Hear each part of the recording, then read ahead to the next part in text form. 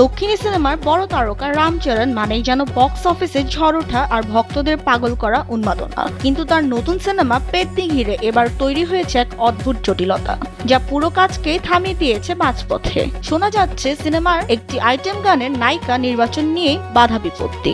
এই বিষয়ে নাকি নির্মাতাদের সঙ্গে সরাসরি মতবিরোধে জড়িয়ে পড়েছেন রামচরণ, আর তাতেই কাজ আটকে গেছে।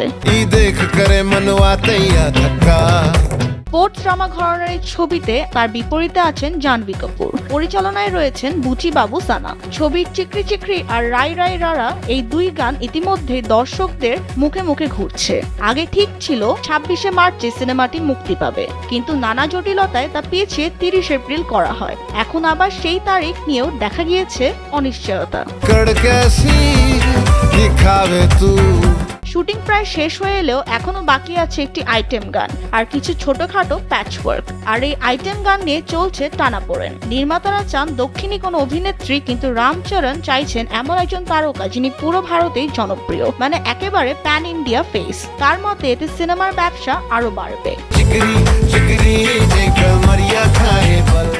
এই গানের জন্য ইতিমধ্যে বেশ কয়েকজন অভিনেত্রীর নাম ঘুরছে। মানসা বানারসি, মৃণাল ঠাকুর, এমনকি পূজা হেগড়ে এবং আয়েশা খানের মতো তারকাদের নিয়েও আলোচনা চলছে। কেউ কেউ বলছেন একাধিক অভিনেত্রীকে বড়সড় আইটেম গানও হতে পারে, তবে এখনো কিছুই চূড়ান্ত নয়। এদিকে আপাতত শুটিং পুরোপুরি বন্ধ। ব্যক্তিগত কারণে রামচরণ নিয়েছে 1 সপ্তাহের বিরতি। এই সুযোগে নির্মাতারা চেষ্টা করছেন কাস্টিং এর জোট খুলতে। পরিচালকের মতে বাকি কাজ শেষ করতে লাগবে আরো প্রায় 10 দিন। তাই 30 এপ্রিল মুক্তি পাওয়া নিয়েও এখন দোটানায় সবাই। সব কাজ শেষ না হওয়া পর্যন্ত নতুন তারিখ ঘোষণার কোনো পরিকল্পনাও নেই।